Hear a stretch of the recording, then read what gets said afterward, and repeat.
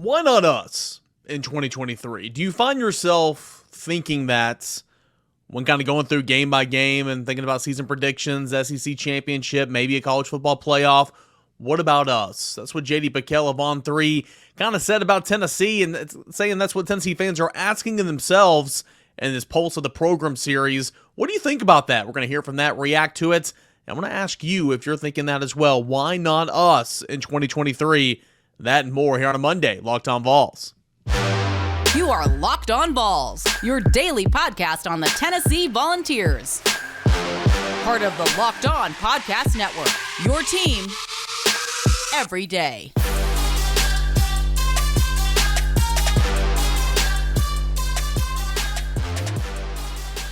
Hey, good Monday, everybody. Welcome into it. Your first edition of this week of Locked On Vols. It is your team every single day. We're a part of the Locked On Podcast Network. Thanks so much for making Locked On Vols your first listen. Every dayers, welcome back. We're going to have a little Twitter Tuesday tomorrow. Some of your questions, already gotten a few questions in there, but any questions you have for a mailbag edition of the show at _Cainer and at Locked On Vols. That's how you guys can take over the show, you everydayers.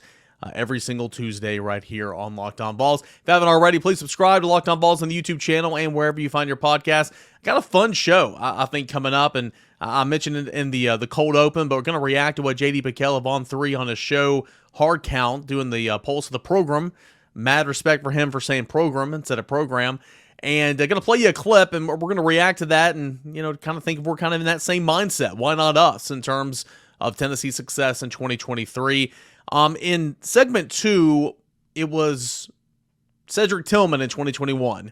It was Jalin Hyatt in 2022. Who's going to be that breakout star on offense in 2023? And is it going to stay at the wide receiver position? That and more coming up. And then in segment 3, I've seen this going around social media the last week or so, and I thought it'd be fun if I filled mine out here on Locked On Vols. It is your favorite player from all 14 SEC programs. So this is literally make it your own. It's not the best player. It's not the greatest of all time player. It is your favorite player from every other team around the SEC. So I'm going to fill mine out here on today's show. So as you can tell, we got a lot to get into. Let's go ahead and get started. We'll start off by reacting to, again, what JD PicKell said last week. It was on Friday for his Hard Count show. Pulse of the Program. Essentially, what is the Tennessee fan base thinking and expecting for the 2023 season? He starts off by talking about some losses, but comes back around and says this is easily manageable. Give this a listen. JD PicKell on 3 here on the Hard Count. Yeah, they lost Jalin Hyatt. Of course you wish Jalin Hyatt was back for another year, but they don't feel like they're in a position of need when it comes to that wide receiver unit. And then this is probably the ultimate thing people are saying. Well, the defense is the Achilles heel. And people in Knoxville, they're not being ignorant and just saying, no, the defense is going to be great. They're saying, okay, yes, defense needs to improve. It needs to be better. Does it need to be great for us to get to where we want to go? You'd like it to be great, but they feel like they're going to score 40 points a game. So with that being the case, if the secondary can be improved from what it was a season ago, which the bar is set pretty low there, allowing 287 yards passing a game. If it can be better than that, okay, we're going to have a chance. Because the assumption is the offense stays about where it was last year, picks up where it left off last year, and the defense can pick up their end of the deal. Why not us? Why not us at Tennessee? We already beat Alabama last year. Feel like if a couple of plays break differently against Georgia, maybe we have a chance in this thing. Like the feeling for the fan base in Tennessee is why not us? All right, so that was JD PicKell on Friday's Hard Counts, Pulse of the Program, talking about Tennessee. And, the joke is program because that's what Nick Saban says. He never says program. He says, I'm over here trying to get better, trying to win some football games in my program. It's just, so it's kind of funny to carry that joke on. But anyway, JD kind of starts off by saying, hey, to me, the pulse that Tennessee has is kind of why not us? The internal versus external feel around the Tennessee fan base can be very different. The external feel is going to be, hey, you lost Hendon Hooker, no more Jalin Hyatt. The defense is a problem. But as JT pointed out, there's no longing for offensive playmakers at the receiver position for Tennessee coming up this year. We'll have more on that here in segment number 2. But as you have replaced Cedric Tillman because he only played half last season, and you did so accordingly in 2022. You will replace Jalin Hyatt. Brew McCoy's coming back. You're adding to that mix. So that's not necessarily, the problem there. Now he brings up the defense, and we've talked about this an awful lot. The secondary was bad, okay? The secondary was bad. Gave up 289.5 passing yards a game. That ranked 127th out of 131 FBS programs. That's not good. That's not good whatsoever. However, the defense took a stand in a number of different categories that we talked about all the time, and I say this countless times, but third down, fourth downs, red zone defense, all that type of stuff. And you got to throw the total yardage out the window, because when you're complimenting this offense, you're going to be on the field for 100 plays. And so you got to throw that out the window. But can you get better in pass defense? Which means, can your front four get after the passer more to allow playing some more zone defense in the back end? We're going to have to find out. You brought back an awful lot in your secondary for 2023.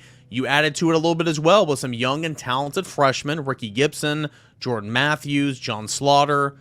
But also you are adding Gabe Judy-Lally, who has experience in the SEC, 3 seasons at Vanderbilt, and of course playing over BYU. How different can that pass defense look in 2023?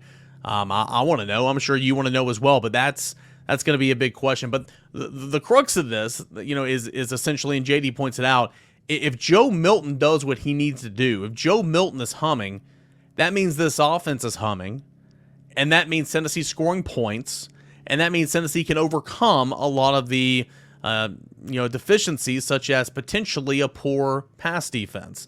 So in that regard, and we talked about having blind faith in Josh Heupel's offense. We broke down some stats last week about it doesn't matter who's quarterbacked for him.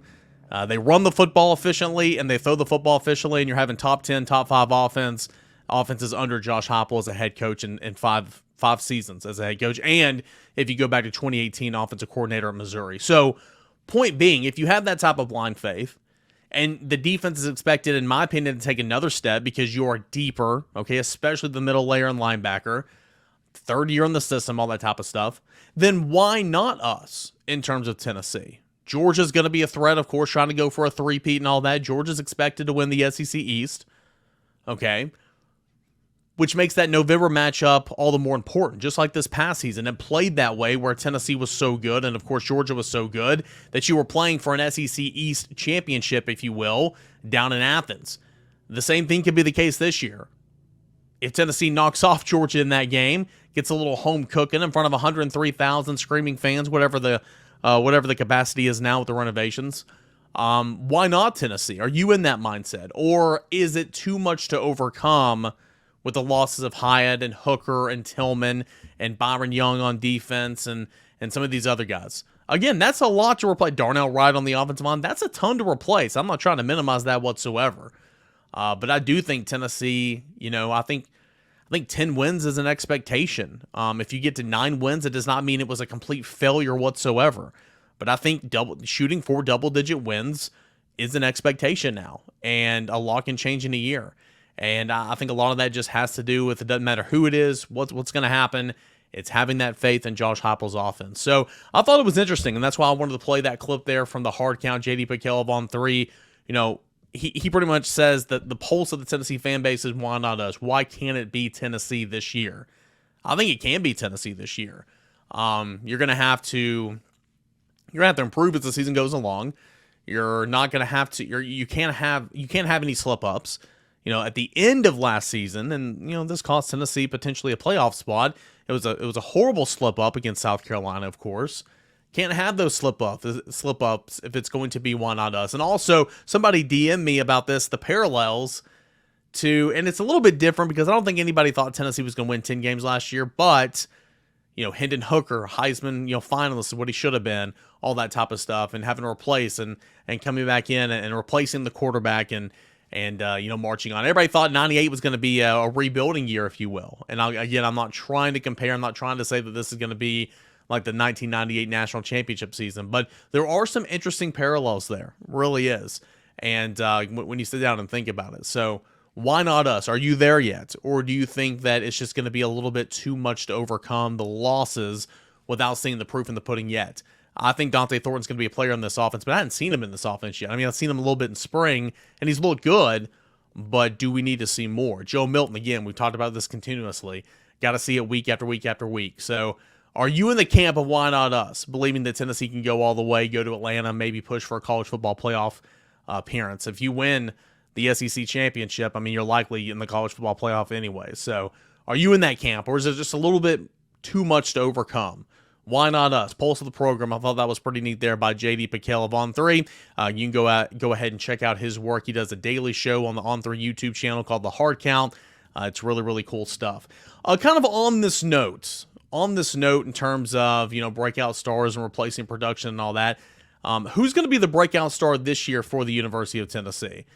There's some choices, but it's going to be one of those guys, right? Because in 2 seasons, it's already happened at Tennessee under Josh Heupel. More on that coming up in segment number 2, plus my favorite player from all 14 SEC teams coming up in segment number 3. But first, I want to tell you about Birddogs. Birddogs, they make you look so good, and with these stretch khaki shorts designed to fit slimmer through the thigh and leg, giving you truly a sculpted look. Birddogs shorts do the exact same thing as Lululemon, but they fit way better. They fit way better than the regular shorts that are made of stiff and restricting cotton, but Birddogs has fixed that issue by inventing cloud knit fabric that looks just like khaki but stretches so that you can get a way slimmer fit without having to sacrifice movement in your everyday life. Birddogs uses anti-stink sweat wicking fabric that keeps you cool and dry all day long, and it was literally the hottest week on planet Earth last week, so Birddogs has got your back in that regard. Plus, when you go and make your first order, I'll tell you how to do that here in just a second. Birddogs are going to throw you in this nice tumbler little Yeti-style little cup here, and it's awesome. I got coffee in here. I put ice water in here, and the ice stays iced and frozen for hours upon hours in the day. And look how stylish this is. All this at birddogs.com. So go to birddogs.com right now /LockedOnCollege. Enter that promo code LockedOnCollege, and you're going to receive this free Yeti-style tumbler with your order that I'm showing you right now. So all you got to do, birddogs.com /LockedOnCollege. Use that promo code LockedOnCollege for a free Yeti-style tumbler. You won't want to take your Birddogs off. We promise you that. All right, guys, welcome back into it. Segment number 2 of a Monday Locked On Vols. Don't forget, mailbag edition of the show, Twitter Tuesday. It is coming up tomorrow. So any questions, comments, concerns, Tennessee football, recruiting, basketball, baseball, Major League Baseball draft is going on right now. And, of course, we'll recap a lot of it when it is over and tell you what to expect and some of those commits and all that. Will they sign? Will they come to campus? All that and more. But anyway, mailbag edition of the show, that is coming up tomorrow. So get me in your questions, comments, whatever you guys have for that. All right, so we talked about it a little bit in segment number 1, and I'm going to have a lengthier segment 3, so we'll get into that here in just a moment. But quickly, breakout stars. Again, blind faith in Josh Heupel's offense. Just knowing that you're going to rack up the yards, you're going to rack up the points. Josh Heupel's offense led the nation in scoring last year, 46.2 points per game, I believe is what it was. Josh Heupel's offense, I believe, scored 39 points per game in 2021. Team scores. The unit scores, okay? And in order to do that, you got to have a quarterback that can make the right decisions, think at a fast clip and all that, make the throws, don't turn the football over. And so a lot of this hinges on the quarterback play. We know that, right?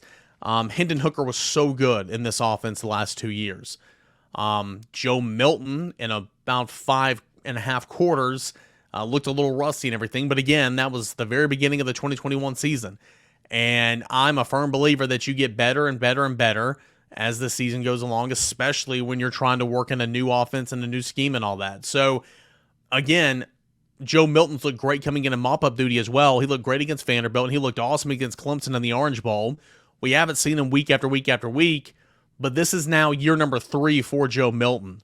I truly think that we're going to see who the real Joe Milton is here this year. And as JD PicKell said in that clip I showed you, or at least I don't know if it was in that exact clip, but in his show he mentioned this as well. But, Joe Milton does what Joe Milton's supposed to do. Then not only is Tennessee going to be winning football games this year, but he's going to be a first-round pick in 2024. Again, we'll cross that bridge when we get there. But my point is, you got to have good quarterback play. So assuming you get good quarterback play, because Josh Heupel has had good quarterback play every single time he's ran an offense, who's going to be the breakout star for Tennessee?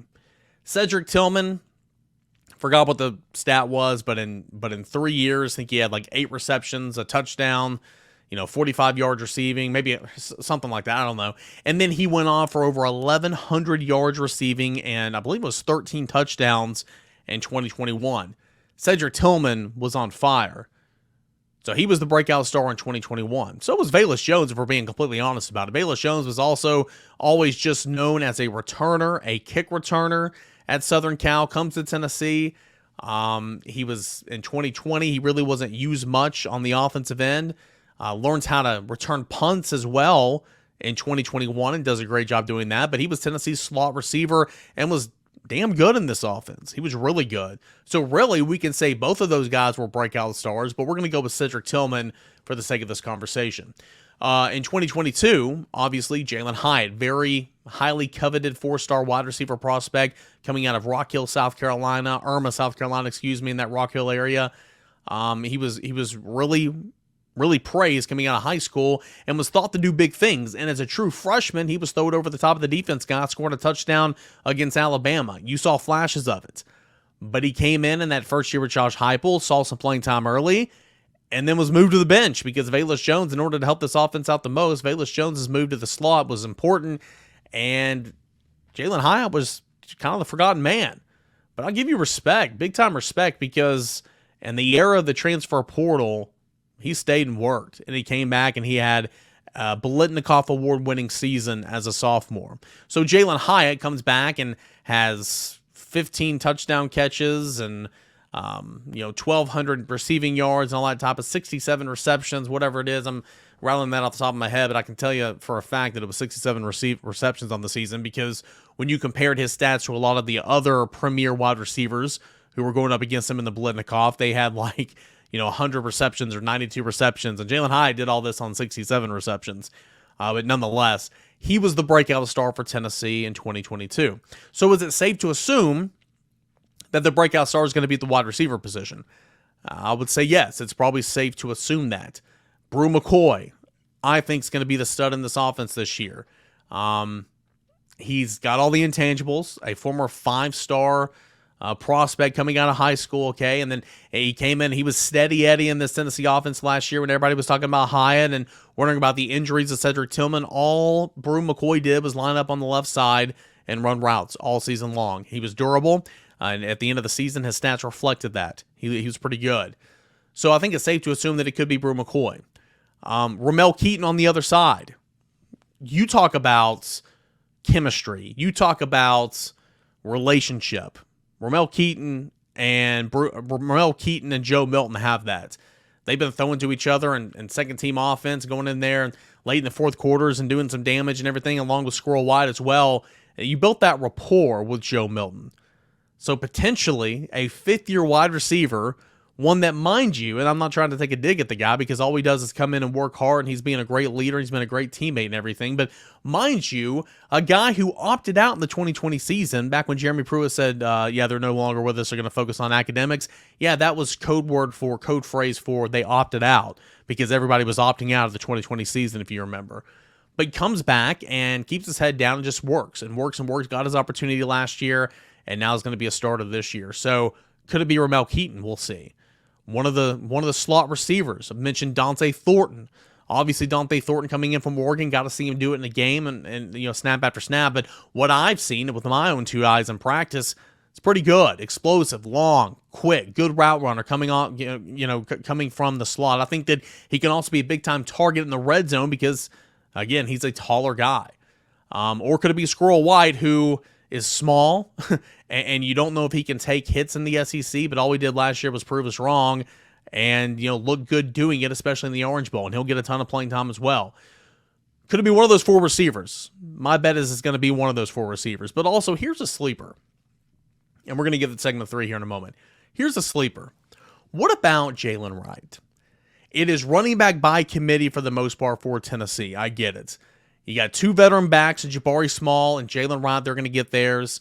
You like where Dylan Sampson is. You appreciate and are excited about the young running backs like Cam Seldon. Okay, but Jalin Wright's a beast. I think Jalin Wright was underused and undervalued last year. He had a little bit of a fumbling problem at the beginning of the season because he didn't practice hardly at all. He had off-season injuries and stuff. But he continues to look the part of an SEC running back. And when he came in, he was smaller out of Durham, North Carolina. But he's put on the armor, as Jerry Mack says. And I just think he looks dynamic, and he gives this room something it doesn't have, or at least consistently in a game. So here's my sleeper pick in terms of breakout star. And it's going away from the wide receiver position, which again, if we're betting men and women here, you probably want to fall back on a wide receiver, okay? Because that's what you've seen the last 2 years. But here's your sleeper if you can get some good value here. It's Jalin Wright. I think Jalin Wright's going to be the 1A, maybe just the A option at running back in this offense, with Jabari Small still seeing time. But I think there needs to be a separation created there, give you some more as an offense. And I think Jalin Wright can give that to you. So we will have to see. Breakout star. Would love for you to throw that in there for the Twitter Tuesday conversation. Who's going to be the breakout star offensively for Tennessee in 2023? That's Twitter Tuesday mailbag edition coming up on tomorrow's show. When we come back, though, the trend going around the college sports social media world, your favorite player from all the other SEC teams.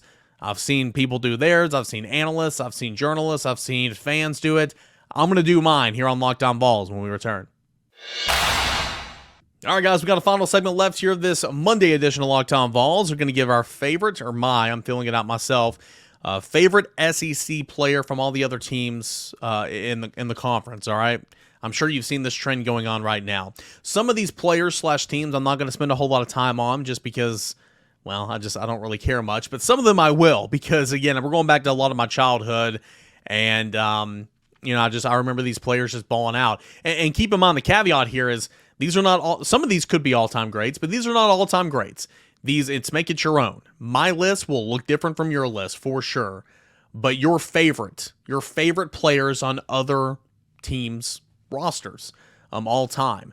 They might be a bench warmer. They might be a role player. They might be the star quarterback, whatever. You can make it your own. We'll just go through here. We'll go starting in the SEC East, Florida. The one I put down for Florida was Fred Taylor. Fred Taylor, obviously, a great running back and played a long time in the National Football League. We all know who Fred Taylor is. If I had to give, I gave two options for some. If I had to give a number 2 option, this is recent too, I'd go Kyle Pitts. I just think Kyle Pitts is a freaking stud.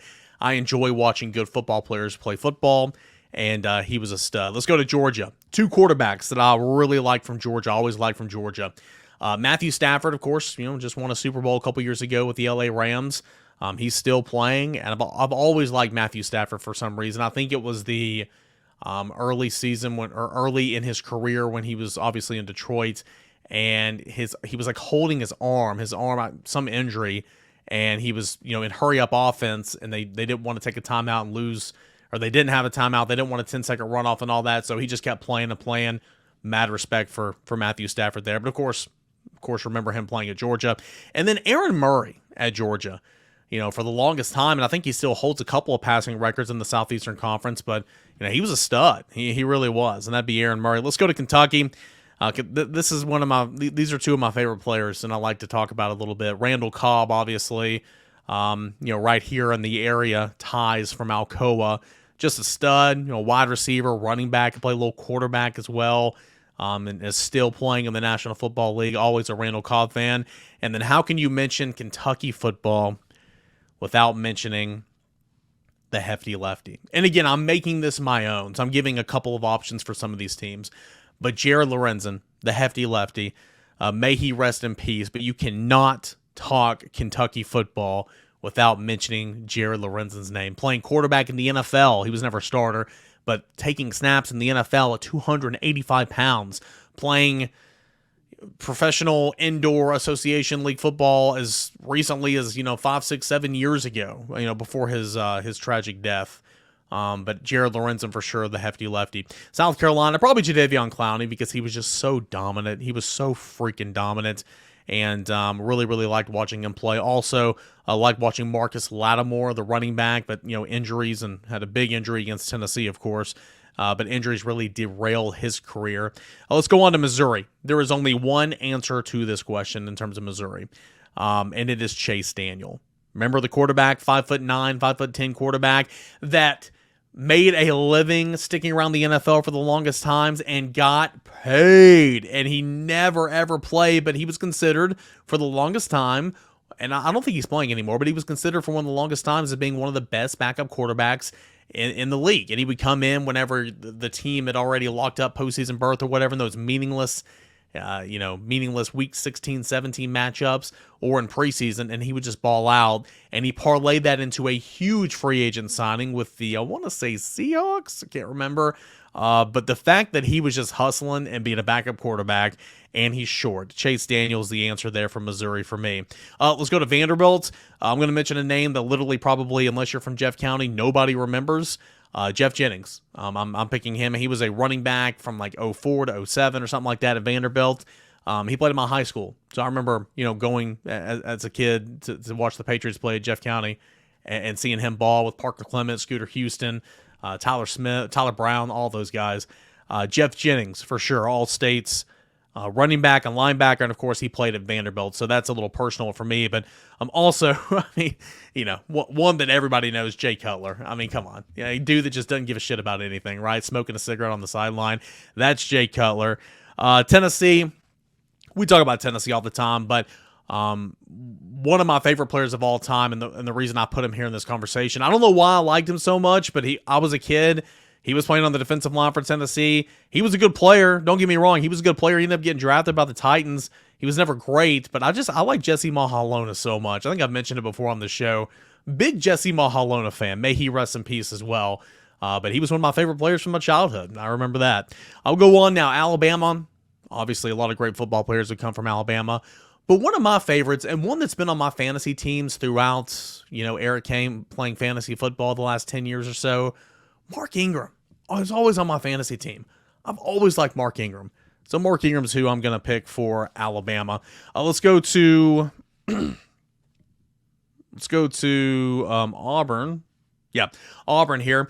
I'm mentioning a duo because you can't mention one without mentioning the other. Ronnie Brown and Cadillac Williams. I know Tennessee played against those guys in the 04 SEC championship. Can't remember. Maybe, 04, I believe. Can't mention one without mentioning the other. Cadillac Williams and Ronnie Brown. Let's go on to, this is a good one, Ole Miss. Dexter McCluster. Dexter McCluster. Please tell me you guys remember Dexter McCluster. He was incredible. Running back, wide receiver, kick returner, punt returner. Literally just let's give you the football and you go score. That was his role at Ole Miss. And he had a little bit of an NFL stint, played for the Titans a little bit. I remember that, but I loved watching Dexter McCluster play at Ole Miss at the college realm. Got a couple more here. Mississippi State, we'll go Fletcher Cox. Self-explanatory. He's a freaking beast.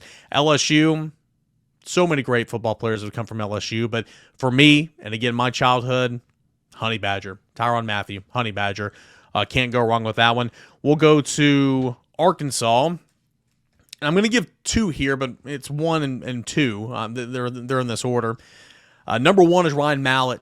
May he rest in peace. Tragic death. Let me say that 4 or 5 times. Here recently, right? And he was, he was so big. Left-handed quarterback, all that type of stuff. Went on, was one of, a really good backup quarterback in the league for a long time. And so, continued thoughts and prayers of his family. But Ryan Mallett was one of my favorite quarterbacks at the time.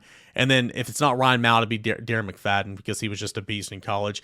And then lastly, Texas A&M, a couple of different directions you go to, but I will go Von Miller, getting after the quarterback. All right, those are my answers for this trend that's going on right now. Favorite players from all SEC, from all 14 SEC teams. There we go.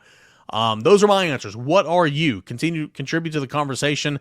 I'll read them aloud for a little Twitter Tuesday. If you guys don't have a question, send me in yours. It's a fun exercise. They'll take you down memory lane. You'll have a good time doing it. We'll go over it on tomorrow's show with a little bit of a mailbag edition of the program. Hey, also coming up soon, we're getting closer and closer to the start of fall camp. We're going to have our opponents preview, so taking a look at Tennessee's schedule. We've done it a little bit with the SEC schedule, but taking a look at UTSA and Austin Peay and then the rest of the teams in the SEC.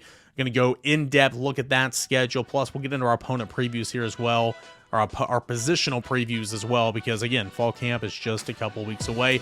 All that and more. Talking season is in front of us. We got the SEC Media Days that's coming up here in a couple of weeks. Looking forward to that. And there's no better place to talk about it, react to it all than right here at Locked On Vols. Appreciate you guys, and we'll talk again tomorrow.